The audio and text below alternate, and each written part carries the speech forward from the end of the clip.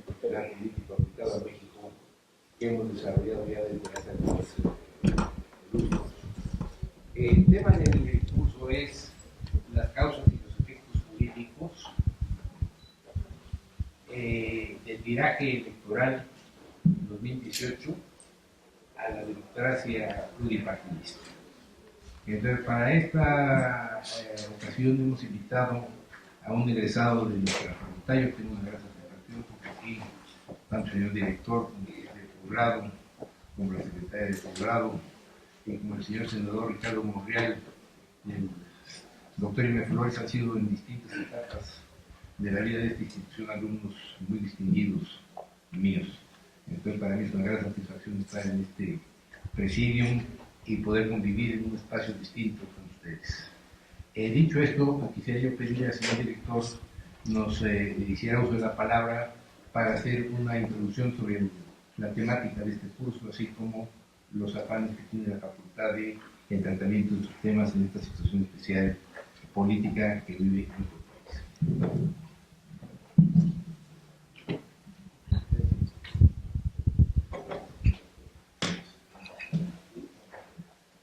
Muy buenos días, tengan todas y todos ustedes. Doctor Máximo Carvajal, doctor Roberto Patiño, director de la Facultad de Derecho. Muy queridos integrantes del presidio, doctor Eduardo López Betancourt, decano del Consejo Técnico de la Facultad de Derecho. Y de manera muy especial al doctor senador de la República, Ricardo Monreal Ávila. La Facultad de Derecho se siente muy complacida de tener nuevamente en sus aulas a uno de sus más distinguidos egresados.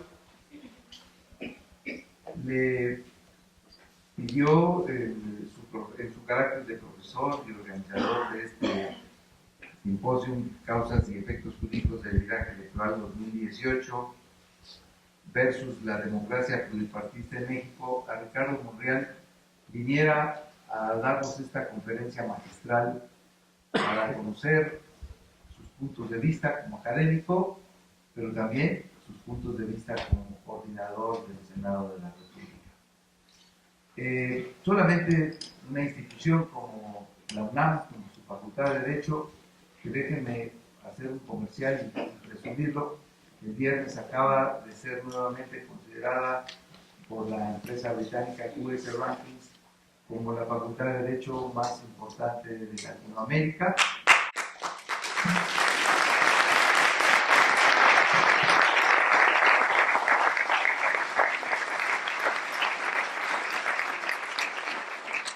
Y aunque la evaluación tiene que ver con Latinoamérica, también en la introducción dice que sería considerada del mundo habla hispana porque también incluye a España y Portugal por la dimensión y por las características de una universidad nacional como la nuestra, la UNAM, dentro de las primeras 120 universidades del mundo, y hay miles de ellas, solamente hay 2 universidades latinoamericanas en ese ranking de las primeras 120, que es la Universidad de Buenos Aires y la UNAM.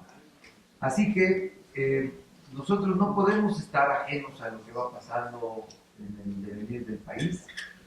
En esta casa de estudios se habló durante los años previos, durante la campaña, de cuáles serían las perspectivas que pudieran resultar del proceso electoral.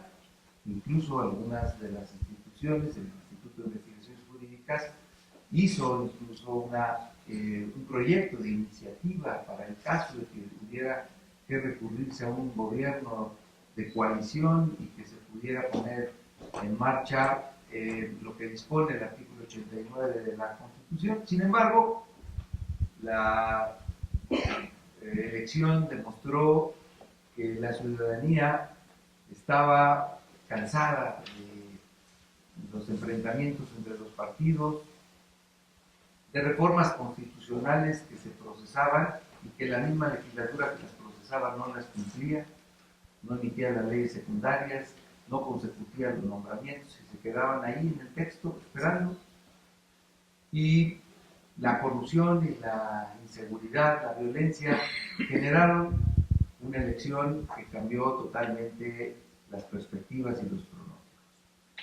le concedió al presidente electo, Andrés Manuel López Obrador, y su partido, no solamente la presidencia de la República, sino la mayoría en las dos cámaras, algo que no sucedía desde 1997, y el control mayoritario de 19 de las legislaturas de los estados.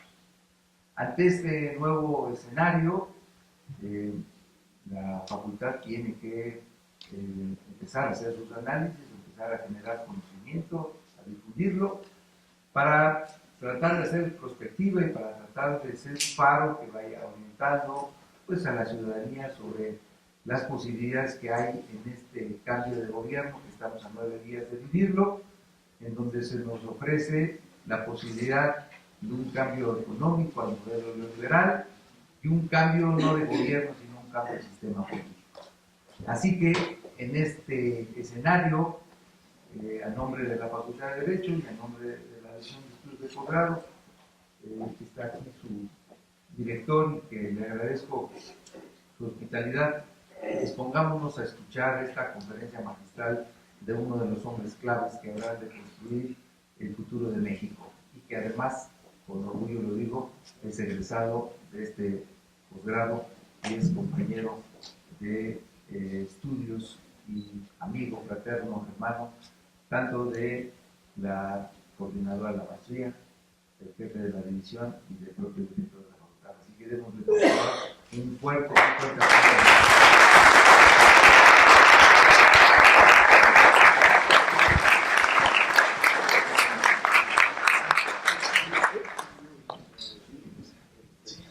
Muchas gracias, señor director. Vamos a... hace unos días tuve la oportunidad de hablar con el señor coordinador del grupo parlamentario del Movimiento de Renovación Nacional en el Senado de la República para invitarlo a participar esta mañana en este curso de posgrado. Le dije en ese momento que nosotros teníamos en la Facultad de Derecho, lógicamente frente a estas expectativas que presenta el nuevo presidente de la República, decimos el nuevo presidente, porque precisamente en el contexto de mis palabras veremos porque es un rayo esta idea del presidente de la República, en relación a lo que había sucedido en México en los años 60 del siglo pasado. O sea, México había apostado que se democratizaría a través de un pluralismo pluripartidista. La primera modesta reforma que hubo fue la del partido en los años 60, con un presidente popular que era López Mateos, pero básicamente se inicia este término democratizador en el 77 con la representación proporcional y el elevar a rango de institución de poder público a los partidos políticos, lo cual generó a lo largo de varias décadas, primero, el financiamiento del Estado, posteriormente el tiempo del Estado dado a los partidos políticos, de igual manera la independización de los procesos electorales de gobernación, la creación de instituciones muy amplias a nivel nacional y a nivel local, que eran los institutos electorales, los tribunales electorales, la segunda instancia de carácter federal, etc. Y se llevó en el siglo, en estas décadas y la década anterior, ya a la idea de una coalición, ¿no? O sea, se pensó que debido a esta atomización de los partidos, el futuro de México era el de las coaliciones. Primero se dieron las coaliciones electorales y posteriormente se pensó en la reforma del 14, ya con un nuevo tipo de un gobierno de coalición, lo cual presentaba aristas distintas de interpretación, tratándose en un régimen presidencial. Yo el 19 de septiembre del año pasado, el día de temblor, tuve la oportunidad saliendo aquí de la facultad, saliendo aquí del posgrado de la facultad, de encontrarme al ciudadano Andrés Manuel López Obrador, que había venido a dar una plática aquí en la facultad. Y entonces yo había tenido algunas pláticas, algunas polémicas con algunos colegas, precisamente en torno a esto de un gobierno de coalición en un régimen presidencialista, y le dije, pues mire, ya que está usted aquí, aprovecho para preguntarle cuál es su opinión sobre el gobierno de coalición. Y él de manera contundente me dijo, es una treta de la mafia en el poder, pero no va a resultar. Una treta de la mafia en el poder, pero no va a resultar. Y entonces, lógicamente, el viraje se va a dar en las elecciones, ¿no? El viraje se da en las elecciones después de todo este proceso que se ha dado durante 40 años de democratizar en el pluralismo pluripartidista, pues lógicamente se detiene y se regresa a tiempos que nosotros, las gentes de mi generación, y desde luego los que tienen más de 45 años, vivimos es un presidencialismo vinculado a un partido político en donde no sabe muy bien en dónde empieza uno y en dónde termina el otro, ¿no? O sea, porque básicamente hubo momentos históricos en donde el presidente estaba claramente arriba del partido y otros anteriores en donde el partido jalaba, condicionaba en ciertas situaciones al presidente de la República, sobre todo a través del sector obrero, la CTM, en las instituciones que tenían que ver básicamente con ellos. Lo más importante en las últimas décadas de este perismo fue la creación del Instituto del Fondo de la Vivienda para los Trabajadores, ¿no? Donde claramente se ve la posición, también las decisiones que se tomaban tripartitamente en el Seguro Social. En fin, esta es una cuestión que a nosotros nos preocupa, porque vemos cómo este péndulo se regresa, ¿no? Se regresa de donde se habían iniciado en nosotros.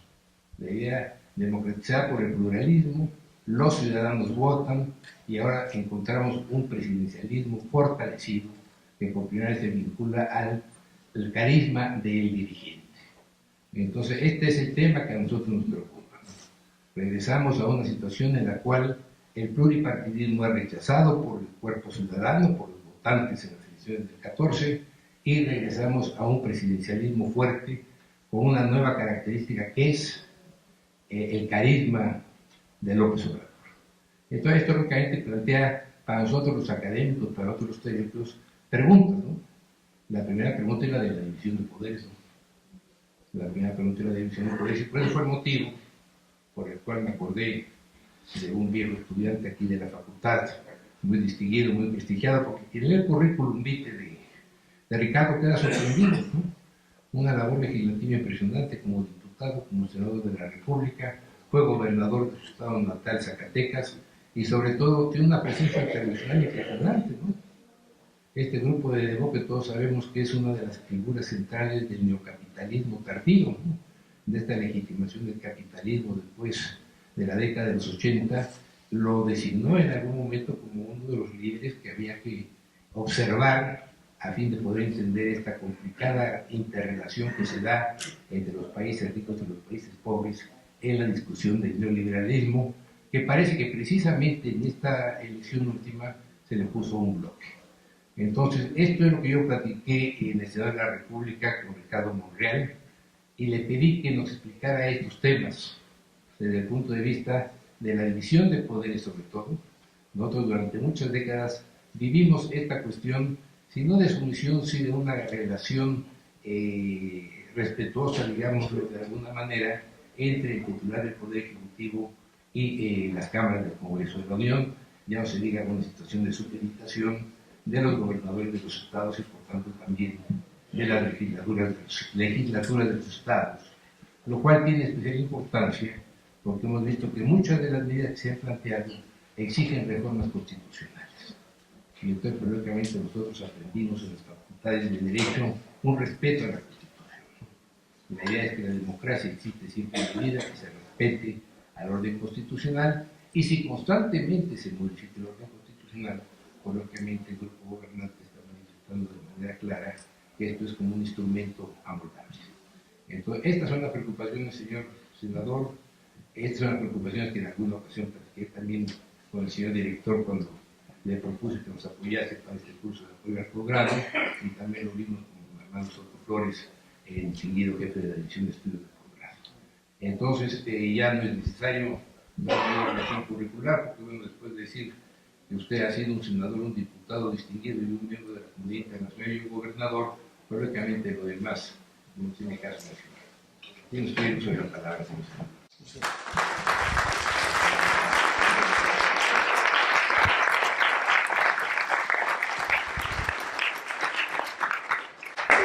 Muchas gracias, maestro Molina.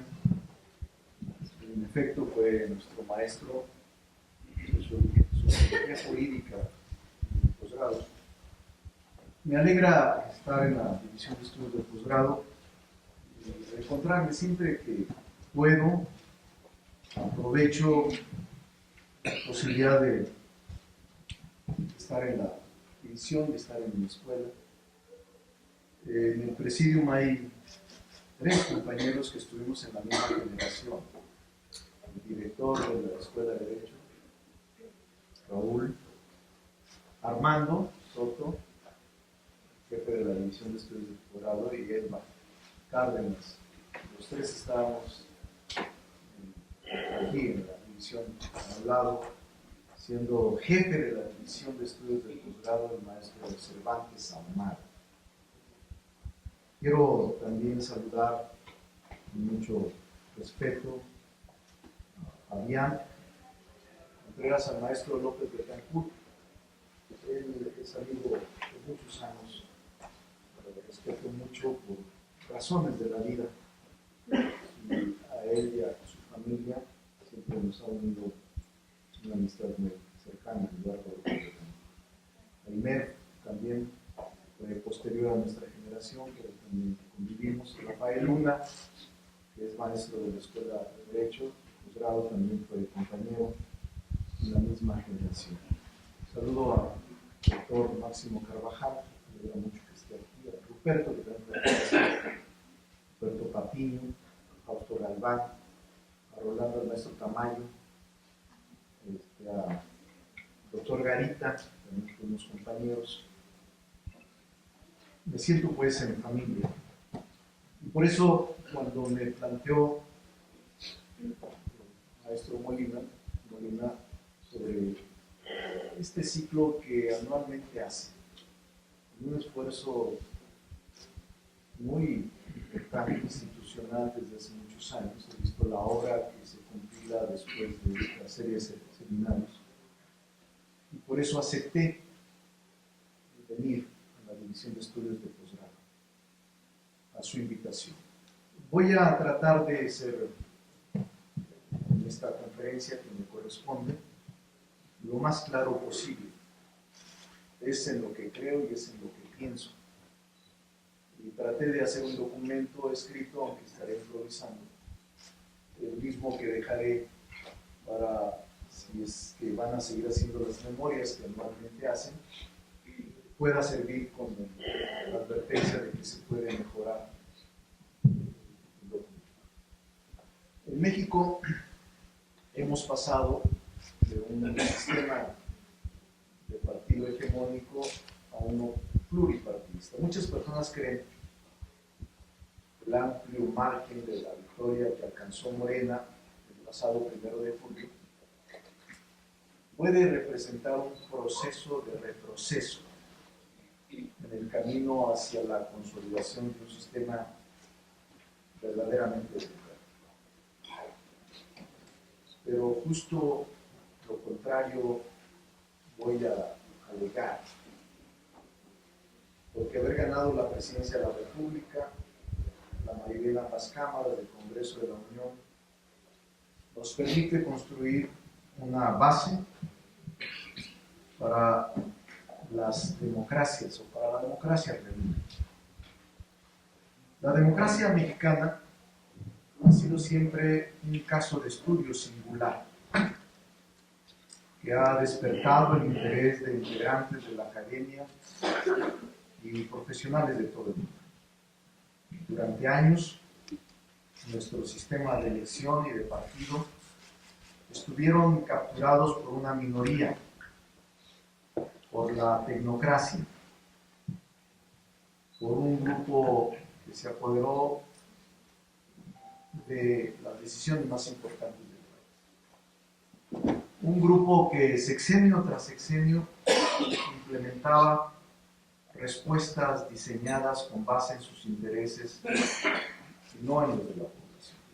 Esa cerrazón que excluye a la mayoría del pueblo mexicano llegó a su fin el pasado 1 de julio, cuando 30 millones de personas decidieron acabar con los gobiernos que defendían un modelo que beneficia solo a unos cuantos.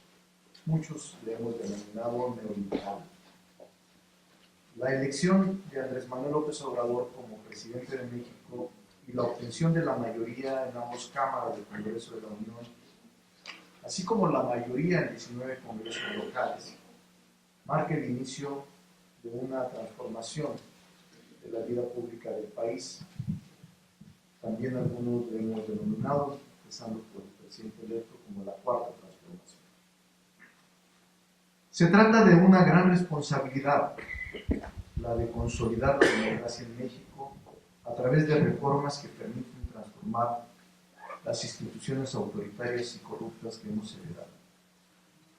No será sencillo, pero desde el primer día hemos empezado a trabajar para garantizar que cada vez sea escuchado a cada grupo representado y que el bien mayor prevalezca ante quienes por tanto tiempo han presionado y puesto en riesgo la convivencia democrática del país. Hoy la pregunta que se nos hace a quienes aquí participamos, menos en lo personal, es ¿cuáles son las causas y los efectos de este cambio en México? ¿Y cuáles serán sus implicaciones para nuestro sistema partidista? Entender cómo llegamos a este punto y cómo saldremos de él requiere de un repaso de los sistemas de partidos y elecciones de nuestro país. Desde finales de la Revolución, cuando las distintas fracciones se institucionalizaron en un solo partido, México ha tenido dos democracias, la escrita en papel y la que se ha dado en la práctica. Mario Vargas Llosa, que no es de mis clásicos en política, lo resumió perfectamente cuando definió el sistema político mexicano como una democracia perfecta, una dictadura perfecta. Pero él decía que un solo grupo imponía su voluntad de manera unilateral. Por eso le llamaba dictadura perfecta, porque estas imposiciones se llevaban a cabo tras la fachada de una democracia. Giovanni Sartori, politólogo italiano, caracterizó al sistema de partidos mexicanos como no competitivo o hegemónico. La perfección con la que nuestro país se instaló este modelo lo ha hecho un caso de estudio. En México, el Partido Nacional Revolucionario, su mutación al Partido de la Revolución Mexicana y finalmente a Partido Revolucionario Institucional, sentó las bases que le permitieron organizar comicios en las que otras instituciones políticas competían sin ninguna posibilidad de ser electos. La alternancia era improbable, cuando no imposible. Se trataba del modelo hegemónico llevado a su máxima expresión. ¿A partir de qué fecha es posible empezar a hablar del sistema no competitivo hegemónico en México? Cuando se centralizó el control de los procesos electorales en 1946. Para controlar no solamente el proceso electoral, sino quienes podrían participar en las condiciones en que se haría o en que lo harían, la reforma electoral de aquel año endureció los requisitos para que los partidos obtuvieran registro. Además, otorgó a la Secretaría de Gobernación la facultad de emitir los certificados de registro y declarar su cancelación cuando no cumplieran a su juicio con los requisitos necesarios. Se trataba de una manera bastante astuta de mantener el poder, misma que ha sido descrita por el politólogo catalán Carlos Boix, y que consiste en tener el control total de los mecanismos de participación y de quienes intervienen, haciéndolos gradualmente más accesibles conforme la arena electoral va cambiando, para evitar la gestación de una verdadera oposición. En el caso mexicano, las normas impuestas por el partido hegemónico no cancelaban la existencia o posibilidad de que otros partidos participaran en las elecciones. Sin embargo, el nivel y las condiciones de competencia imposibilitaban una verdadera contienda. Estos candados eran calibrados por la autoridad de acuerdo con la exigencia y necesidad del contexto político y social reinante en la coyuntura del momento. La presencia de un partido hegemónico que generaba mayorías de casi el 100% fue perdiendo credibilidad y generando descontento. Por ello, en 1963, una nueva reforma electoral creó la figura de los diputados de partido, permitiendo incrementar gradualmente el número de diputados y diputadas de oposición en la Cámara Baja, pero no de legisladores en el Senado de la República, en donde hasta 1988 el PRI perdió 4 de los 64 escaños. La reforma de 1963 es importante porque sumó la representación proporcional al modelo de mayoría relativa de elección existente en México. Esto ayudó a apaciguar tempranamente a las fuerzas de oposición que venían creciendo y podían amenazar al partido hegemónico. Las candidaturas de los diputados de partido, sin embargo, eventualmente se volvían una concesión insuficiente. Las nuevas exigencias, entre otras, las planteadas por los movimientos estudiantiles y sobre todo desde el 68 y 71, así como por la guerrilla urbana y rural que demandaba la democratización del país, dieron paso para que en 1977 se promulgara la Ley Federal de Organizaciones Políticas y Procesos Electorales. Esta ley es considerada por muchas personas, estudiosos y expertos, como el punto de partida de la transición política en México, al haber abierto la posibilidad de nuevos partidos que estos pudieran registrarse. También modificó el principio de la representación proporcional al ampliar la Cámara de Diputados a 400 legisladores, 300 de mayoría relativa y 100 de representación proporcional. Luego se amplió más tarde a 200 de representación proporcional. Esta reforma, sin embargo, no eliminó otros mecanismos de control que el partido hegemónico seguía ostentando. Después de las elecciones de 1988, la fachada de la democracia mexicana se estaba desmoronando más rápidamente y resultaba más difícil seguir manteniendo tales mecanismos. Por ello, en el intento por generar nuevas formas de legitimidad, se emitió el Código Federal de Instituciones y Procedimientos Electorales y se creó el Instituto Federal Electoral, mismo que constitucionalmente sería un organismo autónomo encargado de conducir el proceso oficial o los procesos oficiales. La composición del IFE, con sus desbalances y posibles mejoras, permitió que por primera vez todos los partidos participaran en la totalidad de las etapas del proceso electoral. Otro paso fundamental fue la creación de un nuevo padrón electoral con credencial para votar, elementos que minimizaron la posibilidad de cometer fraudes con la facilidad que se realizaban anteriormente. También se creó el Tribunal Administrativo en materia electoral.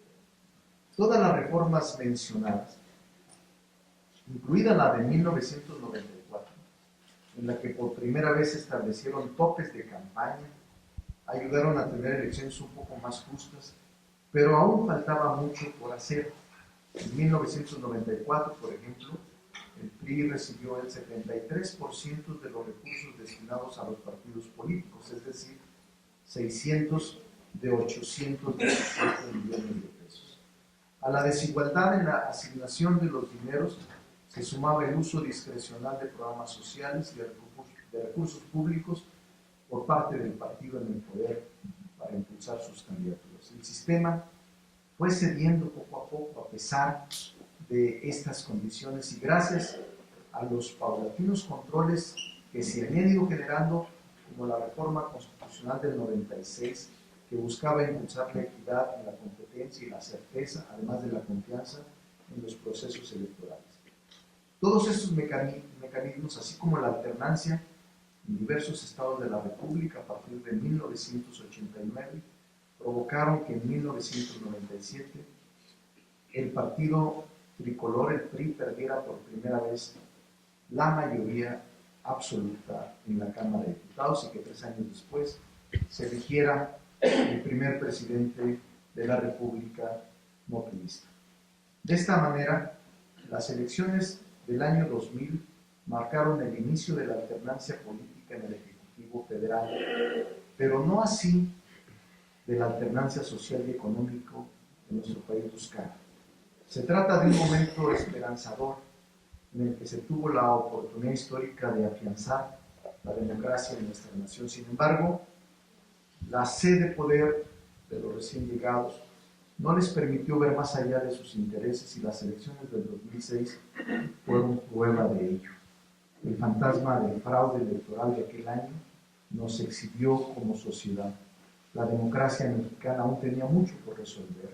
La alternancia no significaba la consolidación de un sistema democrático y no distaba mucho de las prácticas autoritarias que tanto nos estaban costando dejar atrás. Los comicios del 2006, además de evidenciar la férrea competición de las élites por mantener el poder, trajeron consecuencias desastrosas para la vida diaria de la población. La violencia escaló, la confianza en las instituciones se redujo y el hartazgo social se incrementó. Y esta situación se endureció en el 2012, con el retorno del PRI al poder.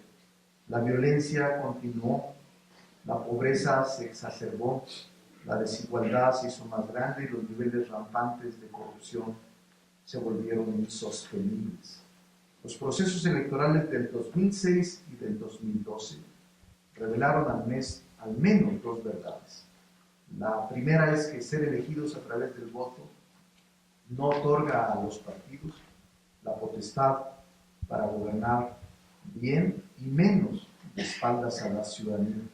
Se tienen que generar espacios que permitan la constante participación ciudadana porque esta no se reduce y porque cada día son más las exigencias sociales de una sociedad regional.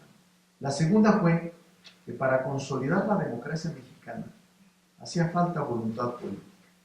Por un lado, voluntad de la clase gobernante para erradicar de las instituciones las dinámicas autoritarias heredadas de los 70 años de dominio, y por otro, voluntad de la población para demostrar a través de mecanismos democráticos su hartazgo de los abusos cometidos por tanto tiempo. Esta voluntad fue manifiesta y fue manifestada de manera extraordinaria por todos los mexicanos y las mexicanas el pasado 1 de julio, cuando el 53% del electorado decidió depositar su confianza en el proyecto encabezado por Andrés Manuel López Obrador. Y el Morena, que es un partido que apenas tenía 3 años de vida, que abiertamente se presentó como antisistema en lo económico y lo social, pero jugando siempre dentro de las reglas jurídicas que existían y que estaban establecidas. Muchas personas piensan que el amplio margen de victoria obtenido por Morena nos puede permitir incurrir en la práctica que acostumbraban los partidos que ya estuvieron en el poder. Dicen que se abre la puerta para la existencia de otro partido hegemónico no competitivo y que el pluralismo podrá estar en riesgo. Desde mi punto de vista, están equivocados. Es cierto, las fuerzas políticas en México han cambiado. La representación de cada uno de nosotros en el Congreso se ha modificado. Por ello, una de las preguntas que nos piden contestar el día de hoy en todas partes, en todos los lugares, es cómo afectará el resultado de la elección pasada al pluripartidismo en nuestro país, cómo se compondrá y cómo responderá nuestro sistema de partidos. La respuesta a esta interrogante es multifactorial. Mucho tendrá que ver con cómo se agrupan las fuerzas políticas y cómo llegan a las elecciones intermedias del 2021.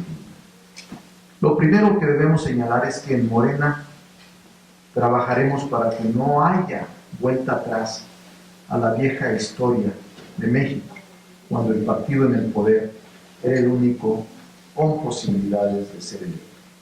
El modelo de partido hegemónico no competitivo no volverá. Las elecciones de estados que estábamos acostumbrados a ver en el PRI y en el PAN son moral y materialmente imposibles de restaurar. La mayoría inédita, la nueva mayoría que la voluntad ciudadana otorgó en los pasados comicios a Morena y al presidente electo Andrés Manuel López Obrador, no es para restaurar el autoritarismo de Estado, sino para garantizar gobernabilidad y pluripartidismo. Democracia deliberativa, con gobiernos eficientes y honestos, y elecciones orientadas a dar soluciones a los problemas de la población, no para dominarla, menos para subordinarla o subyugarla. Después de 21 años de gobiernos divididos, en que la ciudadanía no otorgaba a un solo partido la mayoría de votos en el legislativo y el ejecutivo federal, hoy la población decidió lo contrario, favoreciendo que Morena tuviese el ejecutivo y a la vez la posibilidad de dirigir el órgano reformador permanente de la Constitución, el cual se confirma, como ustedes saben, con la mayoría calificada en el Congreso de la Unión y la mayoría simple de la mitad más uno de las legislaturas locales. Nosotros necesitamos conversar con todos los partidos para lograr mayorías calificadas, porque apenas tenemos mayorías simples. En esta decisión ciudadana, un rasgo antidemocrático, que alguien lo considere, me parece debatible y me parece pertinente aclarar. Yo creo que es un mandato claro de la ciudadanía para que el partido que ganó cumpla con el proyecto de nación que planteó. Es un aval ciudadano para que el próximo gobierno aplique su programa de reformas sociales, económicas y políticas, pero también es una gran responsabilidad histórica para no decepcionar a la población y lleve a buen puerto la democracia en México. Con esta responsabilidad a cuentas, los grupos parlamentarios en los congresos federales y en los estados estamos avanzando en 4 direcciones. La primera, hacer eficaz la democracia representativa existente y especialmente dar resultados en materia de seguridad, combate a la corrupción, a la impunidad, crecimiento económico y reducción de las desigualdades sociales.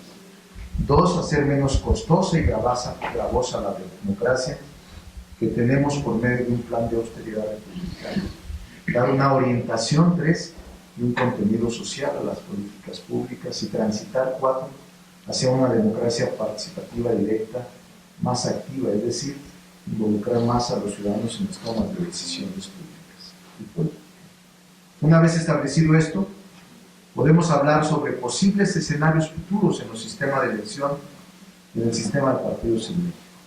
Si las reformas electorales que hemos visto desde 1977 buscaban abrir espacios a las élites políticas y económicas, dirimir las diferencias entre ellos, transparentar los procesos electorales y limpiar las elecciones, la reforma electoral que impulsaremos busca fortalecer la democracia participativa directa, alentando la participación social a través de las consultas populares, la iniciativa ciudadana, el referéndum, el plebiscito y la revocación de mandato. En este sentido, en los primeros 80 días de la presente legislatura, hemos impulsado iniciativas muy concretas para eliminar el fuero presidencial y el fuero de legisladores y políticos y altos funcionarios públicos en casos de corrupción. Hemos promovido la extinción de dominio para recuperar los bienes producto de la corrupción y el desvío de fondos públicos por parte de funcionarios. Ha establecido un tope máximo al sueldo de los funcionarios y ha determinado que nadie ganará más que el presidente de la República. Ha determinado con carácter obligatorio que ningún servidor público de los 3 poderes de la Unión puede estar por encima con impunidad frente a la población. Asimismo, se eliminaron las pensiones de los expresidentes y será vendida o rentada la flota aérea presidencial que tenía dimensiones imperiales. Será obligatoria la difusión pública de las declaraciones de los programas, declaración de los tres poderes y de los organismos autónomos que se integren al gobierno para hacer más clara la forma del ejercicio del gobierno. Igualmente, se impulsarán castigos más severos, sin derecho a fianza, aunque es discutible todo el sistema, no sistema penal acusatorio, pero estamos revisando el catálogo de delitos graves, la prisión oficiosa, sobre todo en delitos de corrupción, que aún no hay definición ni tipificación. Todo eso todavía estamos en la revisión de todos los instrumentos jurídicos y para tal efecto habremos de impulsar alguna consulta con expertos de la Escuela de Derecho de la UNAM. El sistema pluripartidista seguirá en México, pero se tiene que perfeccionar.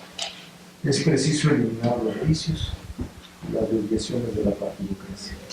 Los partidos políticos deben de entender que no son empresas privadas, que no deben de buscar maximizar sus ganancias, son instrumentos de representación en los cuales la ciudadanía quiere ver reflejadas sus ideas, encontrar soluciones a los problemas de un país, sobre todo verse representado. Tenemos la democracia representativa más cara del mundo, lo que cuestan las elecciones locales y federales en México, desde organizarlas hasta cuidarlas, tanto recursos económicos oficiales como los no reportados. Se mide en puntos del Producto Interno Bruto y se ha estimado que por cada peso que se reporta en una campaña electoral en realidad se gastan 10 más, cuyo origen es desconocido. En tal virtud, resulta sumamente importante que se regulen de mejor forma los recursos que obtienen los partidos políticos. Por ello, en el grupo parlamentario hemos propuesto en una iniciativa para reducir financiamiento de los partidos en un 50%. Por esto pasaremos de otorgar casi 5.000 millones a 2.500 millones de pesos anuales. Resulta aberrante que una de las demandas sociales más latentes sea el reducir la pobreza y la desigualdad, y que los partidos políticos concentren estas cantidades ofensivas de recursos.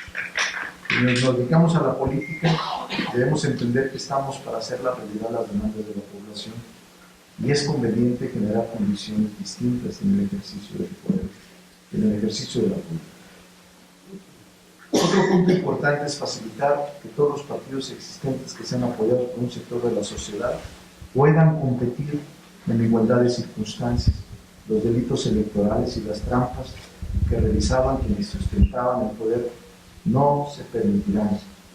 Estoy convencido de eso. Por tal razón, independientemente del número de partidos, necesitamos castigar los delitos electorales con mayor severidad. Y precisamente para avanzar hacia ese estadio de desarrollo electoral, se han presentado reformas que están en discusión en el Congreso. Reformas que intentan erradicar por completo esas viejas prácticas del uso de programas sociales y de la obligación a asistir a mítines o votar por determinado grupo. Quiero decirles que este es el ejercicio, doctores, amigos, estudiantes. Faltan algunos documentos, se los dejaré completos, pero déjenme al final, en conclusión, comentar algo que estoy convencido. Primero, sí va a existir un nuevo régimen. No va a ser fácil. Hay muchos intereses que intentan detener. Creo que no lo van a lograr. Y sí debe de existir un nuevo régimen, porque muchos de los que aquí estamos hemos luchado, ustedes desde la academia, o desde la escuela, o desde el comunitario.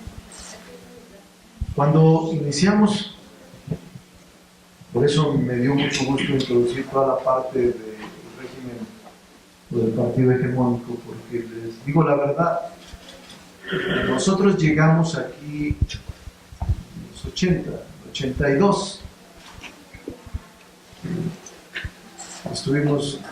Fue el primer grupo que éramos tantos que nos tuvieron que dar un curso introductorio propedéutico en el Youth Center, cerca de 200, que veníamos muchos becados de universidades estatales. Fue la primera vez que se abrió la UNAM, creo yo, al menos para nosotros en Zacatecas. Teníamos becados 4 personas. La UNAM me becó junto con la UAS. Y de los 200 yo creo que habían como 199 del PRI, incluyéndome. Recuerdo muy bien, porque además o eran secretarios de un senador, o eran militantes de un partido, o eran dirigentes de un sector.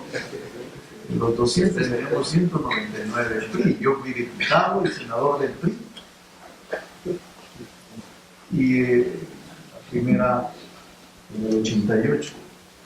Entonces no había forma de alternar o de pensar en una alternancia política para poder luchar en un poder. Tenías que ser de PRI. No había otra forma. Era suicida pensar que tú podías ser diputado o senador por otro partido. Es más, te acusaban de locura temprana si intentabas hacerlo. Entonces, los que están aquí, los 4 eran de... Bueno, algunos siguen. Yo ya no.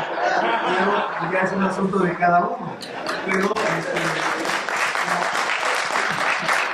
la libertad, digamos, un día con el maestro Bourgois, era muy peculiar, en su casa, y entonces hagamos una bola de economía. ¿Y qué pasa? Dice él. ¿Por qué tanta gente? Pues somos del grupo del posgrado, maestro. Y dijo, miren, yo nunca he estado en la plebe.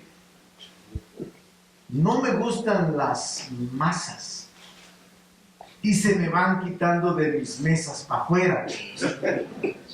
Y era tan impresionante. Yo recuerdo con cariño a todos mis maestros. Molina Piñero fue uno, Berto Patín otro, Jorge Carpizo otro, Fixa Mudio, padre excelente, Jorge Fernández Ruiz, doctor Héctor Cuadra, Margadán, Loris Margadán. Eran extraordinarios porque además no eran barcos.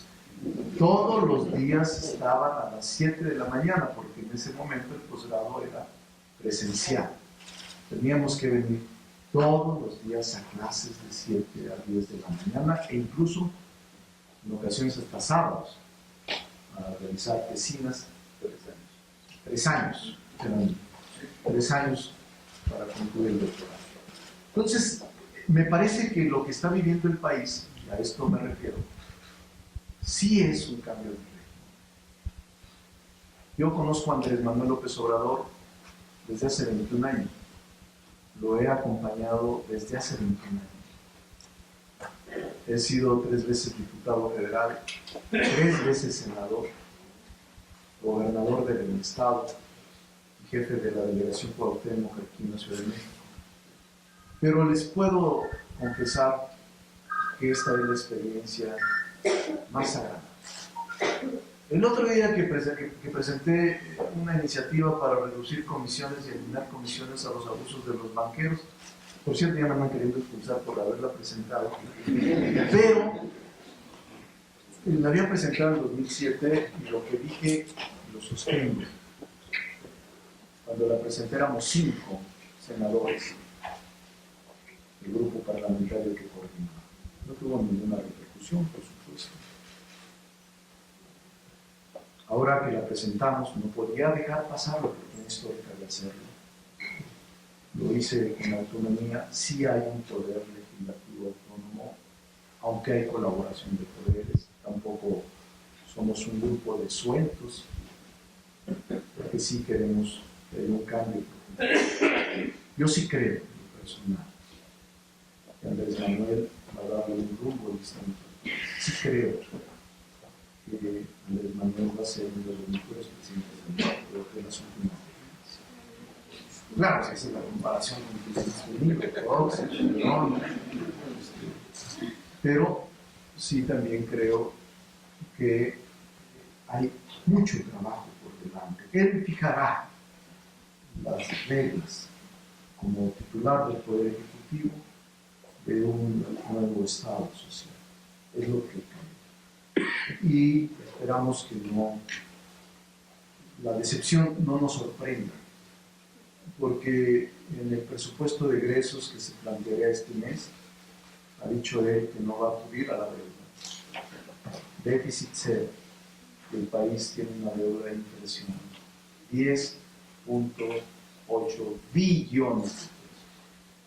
Y en este último sexenio, 5 billones de pesos más.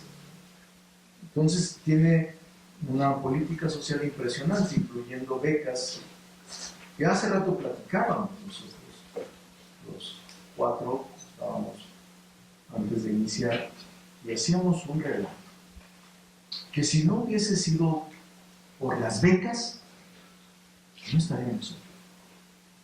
Todos los que estamos aquí en la mesa fuimos becados.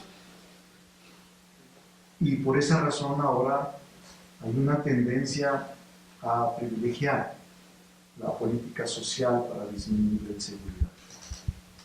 No es panacea tampoco lo que viene. Va a ser un Estado de Derecho al que se observe. Yo he platicado con él mucho, con Andrés, y cuando yo decidí participar con él en esta última contienda, yo le dije, Andrés, yo soy de los clásicos. Yo me formé en la Escuela de Derecho de la UNAM, tuve excelente. Y sí creo en el derecho, sí creo. Y si yo participo contigo es porque creo en la ley. No creo en las actitudes autoritarias, ni menos en despropósitos democráticos. Entonces, por eso yo voy a acompañarte en esta jornada política que me interesa, que me parece la más importante de mi vida pública. Me tocaron 8 estados al norte de coordinar. A mí me sorprendió bastante que en Monterrey o que en Nuevo León ganáramos. Me sorprendió bastante que en la cuna del panismo, Querétaro, ganáramos. Me sorprendió bastante que en el norte, donde teníamos el 4º y el 5º lugar, ganáramos. Por una razón. La gente estaba harta. Sigue harta. Y si no hay una sacudida, puede haber una frustración ciudadana. Temprana. Yo no creo que eso suceda. Por eso es que siempre que puedo aprovecho de venir con mis compañeros, con mis antiguos maestros, con mis compañeros que ahora son autoridades en la División de Estudios de Posgrado. Y de paso me voy a las tortas de la cubana, que siguen ahí, ya no, siguen ahí. Y era nuestro desayuno en la mañana, cuando podíamos. Entonces, era así. Entonces yo les agradezco mucho su atención. Iban a venir, fíjense nada más, ¿cómo es posible? Iban a venir porque me va a platicar el maestro Molina, el PRI y el PAN, porque lo importante es que podamos discutir temas, o sea, no una sola verdad, yo puedo estar equivocado, pero me platicaron que iban a venir, o sea, hasta eso, por no decir despreciar, digo, es cuando los foros deben usarse más en la academia, para escuchar su voz, porque ustedes se quedan con una sola versión. Lo más conveniente es que escucharan todas las versiones, es parte de la democracia. A lo mejor estoy equivocado, los juicios de valor que hice no son correctos o me los rebaten. pero me permite hablar más, por eso no he abusado. Lo más que van a hacer ya después de salir de clase.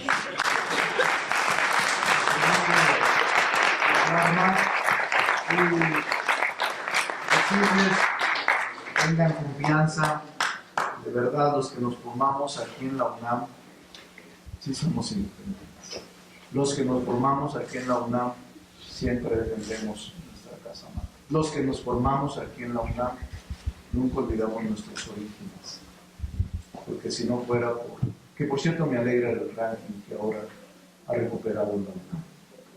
Y felicidades a todos los maestros de la Escuela de Derecho. Yo di clases en Derecho Oral hace como 30 años, no sé, 40 años.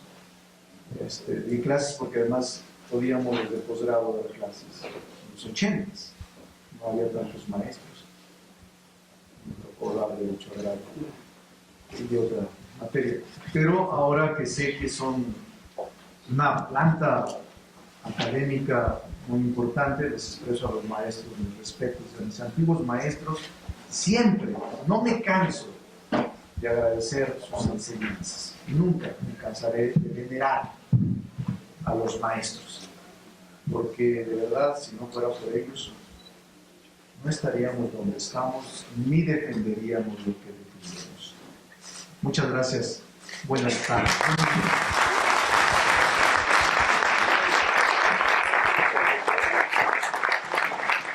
Bueno,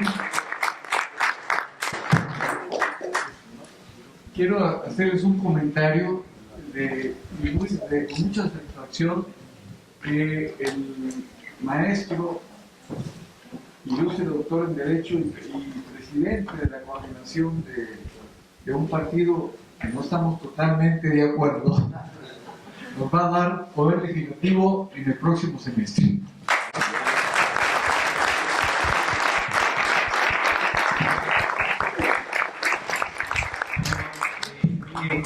Este es un evento estrictamente académico, como todos ustedes saben desde hace muchos años, así lo sabe el señor senador Ricardo Monreal, y por ello, al final del mismo, siempre habrá un periodo de preguntas y respuestas.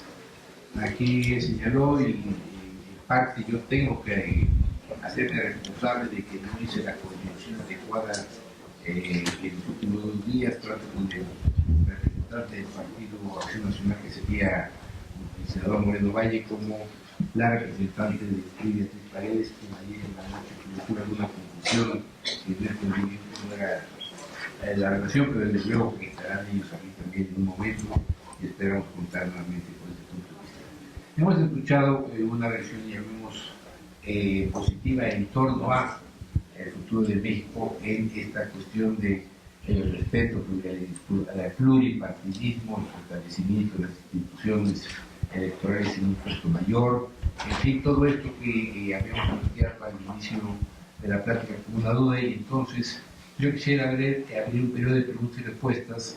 Quisiéramos que fueran solamente 5 preguntas, debido a que el señor senador, como todos entendemos, tiene actividades legislativas pendientes. Entonces, había apuntado a Flavio Galván desde el momento que me lo preguntado, habíamos visto aquí al señor magistrado Armando Hernández, desde luego aquí al señor funcionario del posgrado, y pues empezaríamos con ustedes 3, ¿no? Si...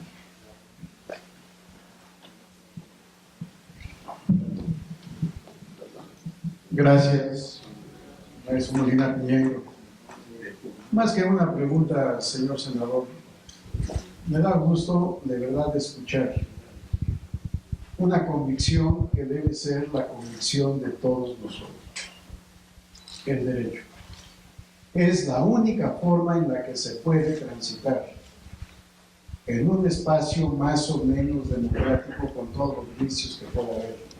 Y lo hemos vivido, me tocó vivirlo en la justicia electoral, desde el Tribunal de lo Contencioso Electoral, aquella época en que las sentencias del tribunal estaban supeditadas a los colegios electorales, en donde los colegios electorales de la Cámara de Diputados fundamentalmente destrozó el trabajo de los juristas de esta facultad, de la Escuela Libre del Derecho y de otras instituciones que integraron ese primer tribunal. la transformación al Tribunal Federal Electoral, que en su primera época vivió la misma suerte, aunque las sentencias todas permanecieron como fueron dictadas por los magistrados. Tuve el honor de ser miembro de la Sala Regional Durango. Todas nuestras sentencias prevalecieron. La segunda etapa de este tribunal, en donde se crea ya la Sala de Segunda Instancia y se independiza de los colegios electorales, porque también se deroga el sistema de autocalificación política de diputados y senadores. Y ahora el viraje electoral al que hace referencia el doctor Molina Piñero, como la descomposición de un sistema de gobierno viene a generar esa inconformidad, como la corrupción, la inseguridad, la impunidad, y lo he dicho por escrito, ha traído esta consecuencia. Y como ahora viene la nueva esperanza de un cambio, de un auténtico cambio, no de un gatopardismo, no cambiar para que todo siga igual, sino ojalá a través del cumplimiento del derecho en el que creen estadistas como usted y como muchos otros, y otros que no creen en él, ojalá prevalezca el respeto y la credibilidad en el derecho, podamos desde el aula, desde el servicio público, desde los poderes de la Unión, incluso desde los organismos con autonomía constitucional, hacer esta transformación que tanta falta le hace. Para mí no es México una democracia emergente, pero muchos vicios se han vivido. Ojalá esos vicios sean purgados como se deben purgar en todos los actos públicos. Perdón el abuso del micrófono y no haber preguntado.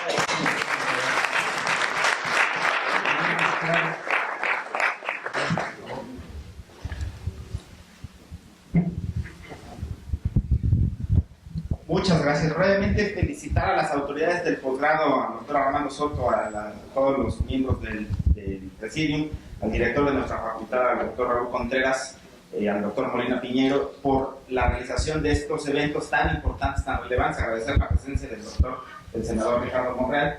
Él mencionó, y sabemos que es un hombre de leyes, que es un hombre que conoce y es estudioso de estos temas, que será fundamental seguramente para el rediseño institucional que requiere la cuarta transformación. Son muchos temas, muchas cosas que se tendrán que reformar, que verificar en el entramado legislativo de nuestro país, y entre ellas está un tema que es de mi fundamental interés, que es el de las consultas, la consulta popular. Me parece que había la posibilidad, o que existe la posibilidad de mejorar los mecanismos que el artículo 35, fracción octava, establece para realizar consultas populares, que son fundamentales, han sido además una estrategia del futuro gobierno, el tema de las consultas. En mi opinión, se han venido realizando lo que yo llamaría actos anticipados de gobierno, es decir, estamos frente a cosas que podrían haber esperado el momento de la toma de poder del próximo titular del Ejecutivo, pero no fue así, porque precisamente para brincar los problemas del entramado institucional se tuvieron que hacer anticipadamente. Yo creo que alcanzar el tiempo sería posible, hay experiencia legislativa en materia de haber podido hacer reformas y creo que seguramente se harán, pero me parece, y a mí me genera una preocupación, que se haya hecho la consulta sobre el tema del aeropuerto y se vaya a hacer otra consulta más, que no tengan las garantías de legalidad y de institucionalidad. No estoy en contra de las consultas, por el contrario, ni de los resultados que se han obtenido, pero me parece que es indispensable, en redes sociales y en espacios sociales, se comenta la necesidad, digamos, de tener certeza, legalidad, y de tener incluso instrumentos o medios de control para asegurar la legalidad de estos procesos. Entonces, doctor Monreal, usted que lo manifestó y además lo conocemos como un hombre de leyes, me parece que no sé cuál sea su opinión sobre este tema, si es salvable la realización de consultas antes de la entrada en funciones del titular del Ejecutivo, o es posible o sería deseable hacer las reformas necesarias al marco institucional para que esto sea de una manera legal, válida y adecuada. Muchas gracias.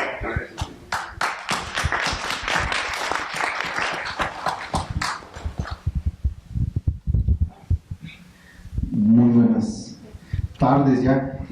Bueno, pues quiero felicitarlos porque en realidad ya la extraordinaria ponencia que nos ha venido, digamos, a exponer el día de hoy aquí el senador Monreal me parece muy importante. La pregunta que yo haría es en el sentido de la sobrerepresentación, aquellas mayorías superficiales que de un momento a otro se han generado. En este momento ya tenemos que en la Cámara de Diputados el partido político Morena, sumando las diputaciones del Partido del Trabajo y del Encuentro Social, sumarían 308. Sin embargo, conocemos la ley y invariablemente no tenemos una digamos, regla para que en este momento los adversarios al partido político Morena queden subrepresentados y en la toma de decisiones pues sigamos con esa idea de avasallamiento sobre las decisiones fundamentales. Muchas gracias.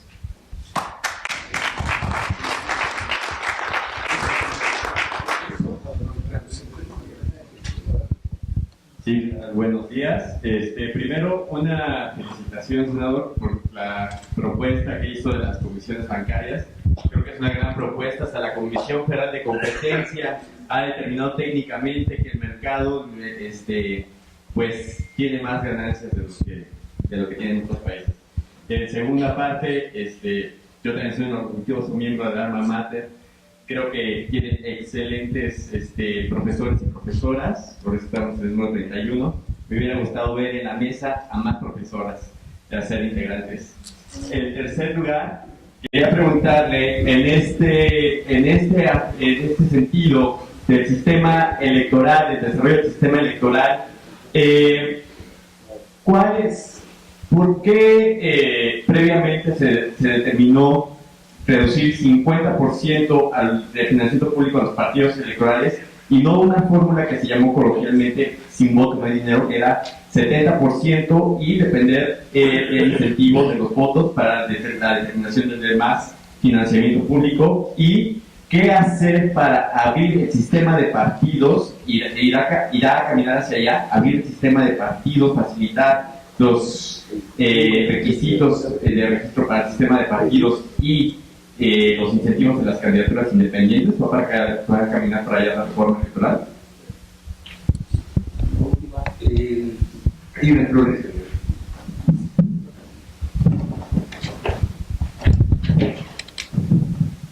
Bueno, yo un comentario y también una pregunta.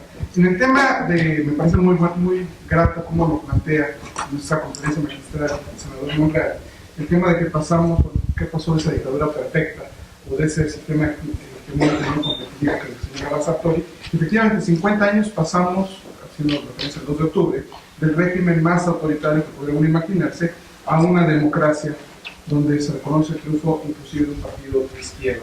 Pues en ese sentido creo que ha habido muchos avances. El tema de los partidos, el partido único, hegemónico, a competitivo, alternarse el gobierno de izquierda.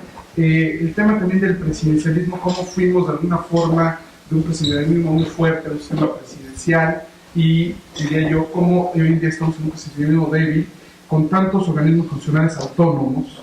Eso en un texto que tiene Bruce Ackerman que se llama La nueva separación de poderes, se hace mucho hincapié a ese tema curioso, ¿no? Por un lado, es un signo interesante de que el presidente no puede regresar a ser tan fuerte, porque hay muchas atribuciones que no tiene él, pero eso genera también una tensión a tratar de minimizar o disminuir esos organismos.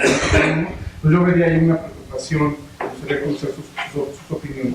Coincido en cómo el tema de los poderes, sin tener que necesariamente plantearlo en términos de habilitamiento del Poder Ejecutivo, pasó por el fortalecer el Poder Legislativo. A mí, de la época en la que tuve fortuna de conocer al senador Monreal, era senador, en aquella Senado que se amplió en el 94. Él venía de esa generación que venía del 91, cuando los senadores se renovaban por mitad, y le tocó ver cómo llegó una nueva generación. Entonces el Senado se fortaleció, creo que ampliamente el Congreso se fortaleció, pero también vimos las reformas del Poder Judicial, la del 94-95, que le tocó justamente a ese Senado aprobar, inclusive nombrar a esa primera generación de ministros de la Suprema Corte de Justicia. Y bueno, de ahí diría yo que en esa lucha también la reforma 96, que fue la que cambió el IFE. Pues creo que hubo unos compromisos muy interesantes que son parte de las explicaciones que yo encontraría para pensar por qué giramos de un sistema que, bueno, que también fue de una forma multipartidista, Y que esas vienen siendo las preocupaciones, ¿no? Cómo los resultados nos lleven, yo creo que en el diagnóstico, comparto el diagnóstico del señor director, Raúl Contreras Bustamante, de la decepción, del hartazgo, y bueno, ahorita lo decía también Flavio, el tema de la descomposición del sistema. Entonces creo que eso nos lleva muy claro, pero también se había creado esas instituciones, y es parte de lo que a mí me preocuparía y quisiera como plantearlo. Yo celebro también, bueno, una preocupación también de pasada, es que parecería que según Weber, pasábamos del líder carismático al líder legal racional, al líder institucional. Y aquí, curiosamente, parece que regresamos a un líder carismático. Y esa es como la gran preocupación, creo que de todos, donde regresamos con una construcción de instituciones fuertes y legales. Y comparto la misma felicitación que le hicieron por la presentación de la iniciativa con el tema de las comisiones bancarias. Y me parece que tiene un gran acierto. Entiendo y me preocupa por un lado, pero usted lo dijo, creo que ya no lo contestó, pero quisiera ver si esa sería la misma respuesta, lo dijo tal cual, que era un ejercicio de alguna forma de autonomía y con cierta colaboración de poderes, entendiendo que esa es la nueva división de poderes, no es nada más lo que diga el señor presidente, sino lo que los diferentes actores puedan acordarse, concordar. Entonces, yo entiendo que esa fue la respuesta que nos dio, pero quisiera como se me lo puede reforzar, porque también alguien lo decía, el tema de la consulta popular, el tema del aeropuerto de Texcoco, parece que era innecesaria si nos atendemos al mandato de las urnas, que ya estaba como ya hecha la lectura. Y a mí en lo personal me preocupa mucho que sea tanto no con el cauce legal y el cauce institucional preso. Parecería que es una misma objeción, pero son dos diferentes. Porque una cosa es que no la ordenemos que la haga el INE, que sería la parte institucional, y otra es que completamente la hagamos fuera de periodos, fuera de plazos, fuera de todas las consideraciones de tipo legal, cuando todavía no están en funciones, etcétera, etcétera. Y en ese sentido, si además vamos a pasar a una democracia participativa, directa, con estos mecanismos, pues sí me parece que tendríamos que cuidar muy bien las formas, que usted lo conoce muy bien, lo sabe muy bien, en política la forma es fondo, y en ese sentido quisiera como felicitarlo nuevamente por esa ponencia. Muchas gracias.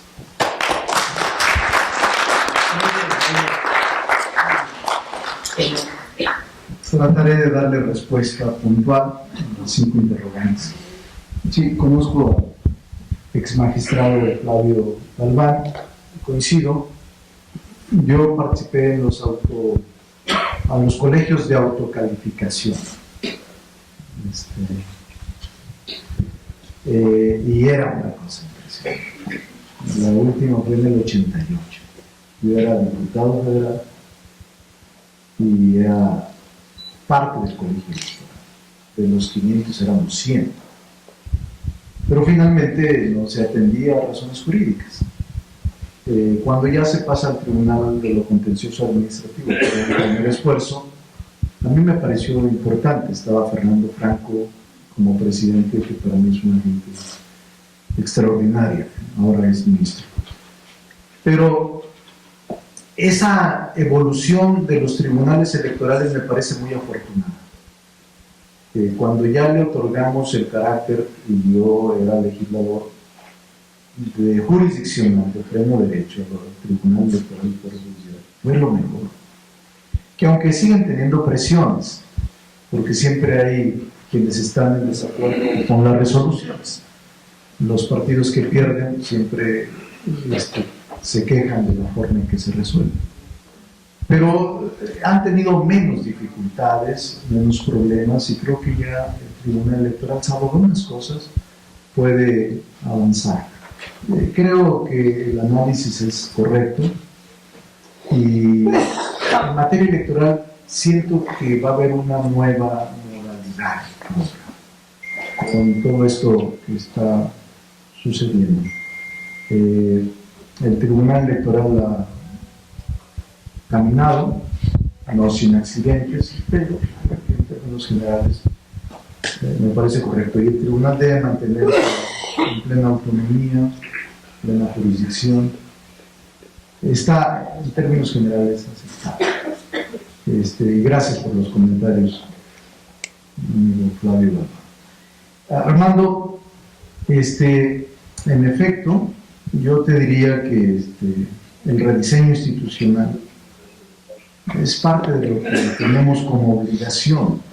Y quiero contestar a la pregunta concreta del 35, Armando. ya estamos planteando la reforma. Y yo soy de los que piensa que es mejor hacer la reforma. Y por cierto, les digo que como está el 35 constitucional es imposible hacer una consulta.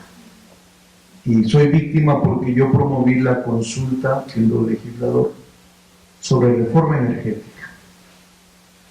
Juntamos casi 3 millones de firmas y la Corte nos batió, por razones políticas.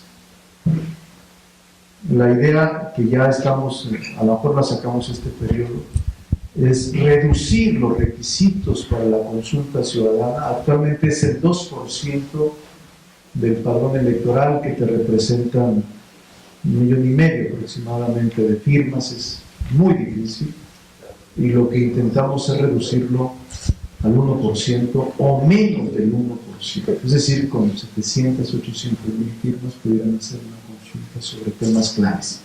Pero sí es una preocupación, y agrego, sí, con la consulta popular debe de ser bajo los principios de legalidad, pero también de certeza, como tú dices, y yo agregaría la vinculación, es decir, que lo que resulte de la consulta sea obligatorio para quienes estén en el poder público, ya sea en el poder judicial, legislativo y ejecutivo. Entonces, me parece que es una buena aportación, pero ya está,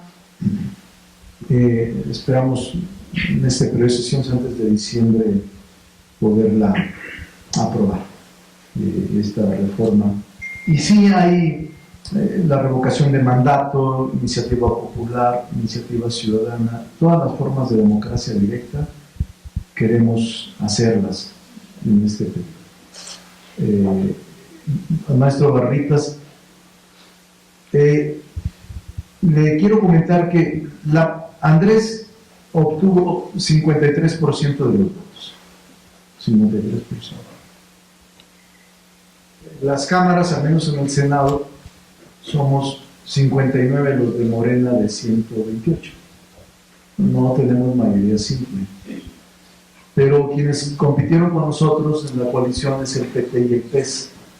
El PT tiene 5 y el PES 5. O sea que apenas nos daría la mayoría simple. La mayoría calificada son 85. Pues tenemos que acudir siempre a tratar de convencer a los otros partidos para una mayoría calificada y por tanto una reforma constitucional. No es fácil, pues, se tiene que platicar mucho, se tiene que ceder, se tiene que buscar la manera de cómo convencerlos. Por sí solos no podemos hacer reformas constitucionales. Entonces, pero claro, estoy de acuerdo en no trasladar mayorías mecánicas ni tampoco infladas al proceso que se está viviendo. Yo sí creo en que va a ser un proceso nuevo que estamos viviendo, y soy totalmente convencido del mandato jurídico. Siempre cuido mucho, yo soy de los clásicos, que él se sorprendería, pero soy de los clásicos. Entonces, pero así me formé aquí me formaron aquí, así, y no me arrepiento, de excelentes maestros.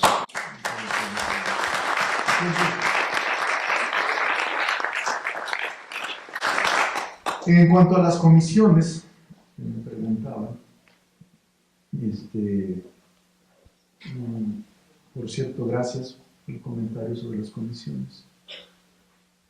Es un tema difícil lo de las comisiones. No se imaginan ustedes la situación de la presión, porque son grupos económicos, y en este país los grupos económicos siempre han tenido mucho poder, obligaban a los poderes.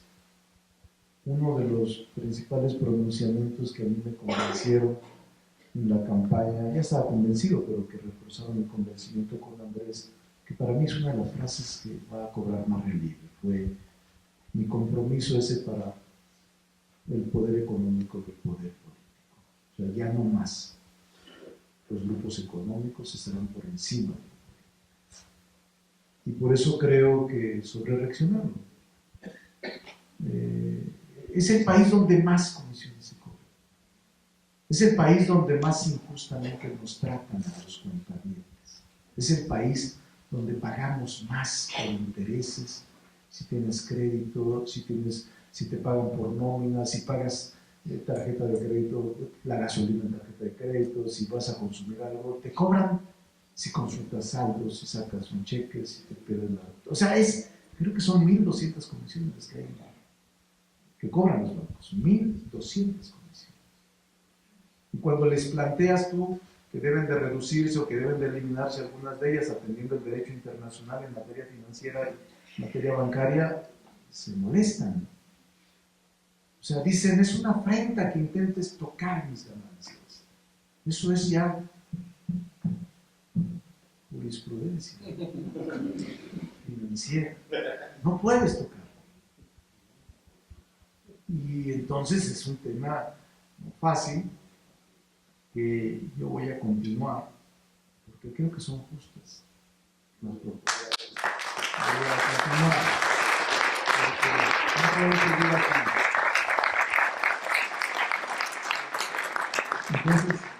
Entonces, yo voy a hacer eso y gracias por la pregunta, Jaimer. Sí, me pareció muy buena la reflexión sobre el presidencialismo, sobre el funcionamiento de los organismos autónomos. Es un tema claro. Yo sé que aquí han escrito algunos maestros. No sé si se realizó algún taller, conferencia, seminario sobre organismos autónomos que yo le di seguimiento a través de la prensa.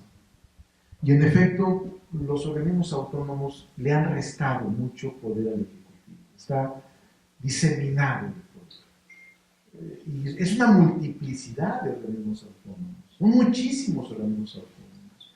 En este momento tenemos una dificultad. Hicimos una reforma constitucional y luego una reforma legal para la disminución de salarios de funcionarios y servidores públicos, y establecimos que en uno de los artículos que nadie puede ganar más que el presidente de la República. Y el presidente de la República gana 107,000 pesos, o va a ganar a partir del 1 de diciembre, un 40% menos de lo que gana el presidente actual. Pues tenemos una rebelión de los órganos autónomos. Porque dicen ellos, no, yo soy autónomo. Yo soy el que decido lo que debo de ganar y cómo debo de ganarlo. Por eso el tema es claro. Es cómo vamos a aplicar, porque está en proceso de ser impugnada. Son 30 días, se publicó, si mal no recuerdo, el 4 y el 5 de noviembre. Tienen 30 días para impugnarla. Me imagino que va a haber muchos amparos. Me imagino. O sea, los que ganan más de 108,000 pesos. Hoy leí una nota curiosa, venía para acá y dice la nota, no debe sorprenderle a López Obrador que aquí ganen mucho. Eso se acaba la corrupción. Dice el presidente de Suiza, creo, ahí dice $500,000, yo no lo creo, no lo creo. Pero yo digo que la corrupción no está subordinada ni está condicionada al salario alto. O sea, ya los jueces ganan 300,000 pesos y hay una corrupción. Bueno, es otro tema. Porque ya tengo muchos fierros en la lumbre, entonces ya no quiero otro sector más. Pero además yo sí creo en eso. No me importa, o sea, yo no voy a cuidarme de nada, no quiero nada. ¿No? Yo ya, el otro día me recordé a un amigo mío que era del PRI. No, Raúl. No, un maestro que cuando fui senador, aquí termino, es la reflexión tan importante que hice. Un maestro, que tú lo conociste, el maestro Molina lo conoció, se llamaba José Luis Lamadrid Sauza, que yo creo que era de los mejores parlamentarios, los que estamos viejos ya después de los 58, 60, debemos recordarlo bien, porque el maestro Lama. Y entonces estábamos en una reunión era yo diputado federal en el 88, ya la crisis. Una crisis muy fuerte, para mí fue la primera crisis de democratización del país, para mí siendo del PRI, lo dije en aquel tiempo, no ahora, ganó Cuauhtémoc Cárdenas, en el 88. Y entonces era una autocalificación, por cierto, Flavio. Entonces, quienes resolvían no era un tribunal, sino eran el propio colegio electoral. Entonces había elecciones tan absurdas en los distritos, como en uno de Chiapas, creo que era Ocotzingo. En el tribunal, en el colegio electoral salían los resultados electorales y luego, a ver aquí el resultado electoral para presidente, para diputado federal. Yo recuerdo quién era, no digo su nombre porque la respeto, es una mujer, pero decía, resultado obtenido, 35,000 la candidata a diputada federal, contra el siguiente del Frente Democrático Nacional, 27,000, gana la del PRI. 27-31. Y luego nos vamos a la calificación presidencial, porque eran distintas calificaciones. Primero calificabas diputados federales, luego senadores y luego presidente de la República al final. Presidente de la República en el mismo distrito, en la misma elección. Cuauhtémoc Cárdenas, 31,000 votos. Y dijimos nosotros, no, pues ya ganamos, 27-31, aquí se regresó, o sea, el PRI había obtenido en el distrito 31-27. Y en la presidencial le dan 31 a Cárdenas. Solo que le dieron 105,000 a Salinas. Ahí está el diario de debates. 105,000 votos en el mismo distrito. Entonces, y aquí termino porque estábamos reunidos. Yo fui compañero, precisamente en el 91 yo llegué de senador y era senador Colosio, éramos 64, 4 de la oposición, yo era del PRI. Entonces llegamos y estábamos reunidos con Lama, estaba Luis Donaldo, estaba creo Eduardo Robledo, que fue después gobernador de Chiapas, estaba el ministro de la Corte, era muy bueno, Miguel Montes, y luego estaba Lanz Cárdenas, o sea, excelentes juristas. Y estábamos los 6. Donaldo Colosio se iba del Senado y iba a ser secretario de Desarrollo Social. Y entonces, a ver, maestro, ustedes ¿qué quieren? Ya les preguntó a todos, tú vas a ser gobernador del día, tú vas a hacer esto, tú vas a hacer lo otro, tú vas a hacer lo otro. Luis Donaldo en la especulación. Y entonces llegó con el maestro Lama. Y le digo, maestro, ¿y usted qué, maestro? Ya murió hace mucho tiempo. Maestro, ¿y usted qué quiere? Pues, ¿dónde quiere irse?